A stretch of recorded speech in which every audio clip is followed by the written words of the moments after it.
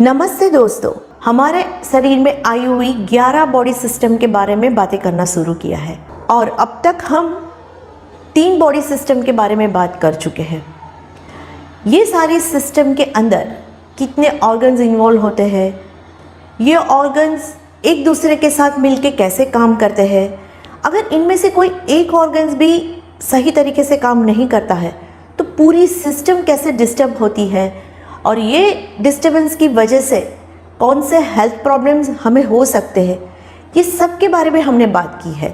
और इसके अलावा इस सिस्टम को हेल्दी रखने के लिए हमें कौन से स्टेप्स लेने चाहिए, ये भी मैंने आपके साथ शेयर किया है। तो आप सोच रहे होंगे कि ये सब सिस्टम जानने से क्या फ़ायदा, हमें कहाँ मेडिकल प्रैक्टिस करनी है, हमें तो हमारे हेल्थ प्रॉब्लम से ही मतलब है।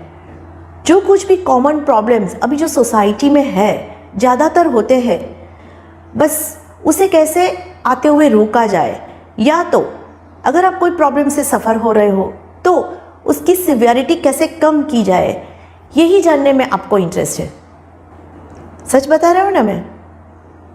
लेकिन देखा जाए तो एक तरीके से आप सही भी सोच रहे हो और गलत भी। जब भी आप कोई हेल्थ इश्यू लेके डॉक्टर के पास जाते हो, डॉक्टर आपको एक आपके सिम्टम्स की सिवियरिटी के हिसाब से एक ट्रीटमेंट रेकमेंड करते हैं। आप उस ट्रीटमेंट को फॉलो भी करते हो, अच्छे भी हो जाते हो और भूल जाते हो कि आपको कभी कोई प्रॉब्लम हुई थी। यहाँ पे आपकी गलती होती है, आप उसके रूट कोज को जानने की कोशिश नहीं करते हो और इसीलिए ये एक ही प्रॉब्लम या तो आपको बार बार होती है, या तो ये ऑर्गन जिस सिस्टम में आया हुआ होता है, इस सिस्टम के अंदर जो दूसरे ऑर्गन्स होते हैं उसके रिलेटेड हेल्थ इश्यूज आपको होते रहते हैं। क्योंकि हमारी गलती यह है कि हम सिम्टम से रिलेटेड ट्रीटमेंट लेते हैं लेकिन सिस्टम को भूल जाते हैं। जब भी कोई सिस्टम में खराबी होती है तब भी उसके अंदर आए हुए सारे ऑर्गन्स में से कोई ना कोई ऑर्गन में थोड़ी बहुत ऊंच नीच आती रहती है और उसके हिसाब से हमें बॉडी में डिसऑर्डर या डिसीज के सिम्टम्स आते हैं।